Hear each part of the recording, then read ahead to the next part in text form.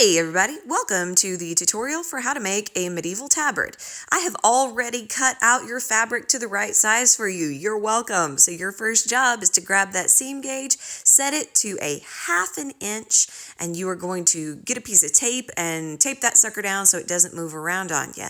You are going to mark a 1/2 inch seam allowance all the way around your both pieces of material. Make sure that you are putting that mark on the ugly side of the fabric if it has one. If you are using the yellow piece of fabric, you get to pick which side is the ugly side. But if on the red one, the dark side is the ugly side, so make sure the marks are on the dark side.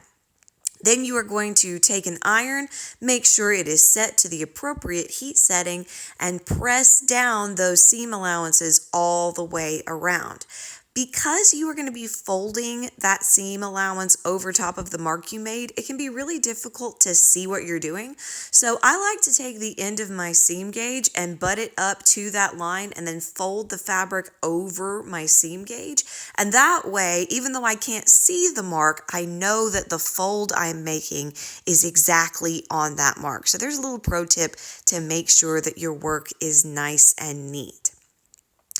Make sure that you are mitering your corners as well. I showed you how to do that in your sewing sampler video when you were marking and pressing. Then you are going to grab yourself a needle. In your case, I'm going to use my machine because I have one and also because I'm making 4 projects this weekend. And you are going to grab some thread that is as close of a color match as possible to the project that you were working on. Get as close as you can color-wise. We may not have a perfect match for your material.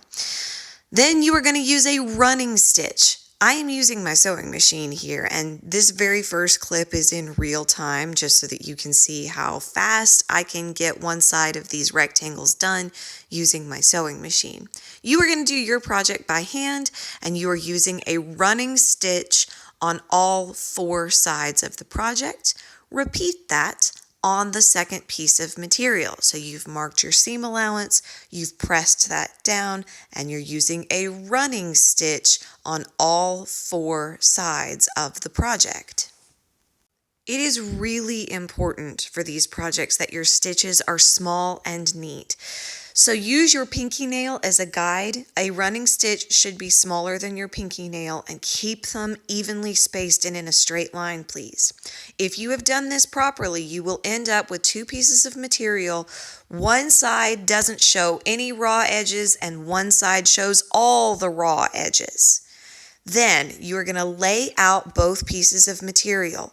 The first piece is going to be laid pretty side up, and the second piece goes directly on top of it, ugly side up, so that your pretty sides are sandwiched in the middle. Make sure your edges line up nice and neat.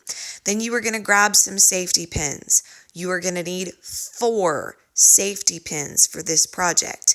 Start by pinning 2 corners together on the short side, and that is going to determine where your top is. Then grab a ruler and measure 5 inches toward the center on the short side and put another safety pin there. Do that on both sides so you are creating a top edge. You are going to sew a running stitch in between the safety pins that you put in your project on both sides, but you are not going to sew in the middle, so that way you end up with a project that has 2 sides sewn together and an empty hole in the middle, and your head actually goes through that hole in the middle, so you have created a wearable garment. And once we get these on and get them accessorized, they look like this.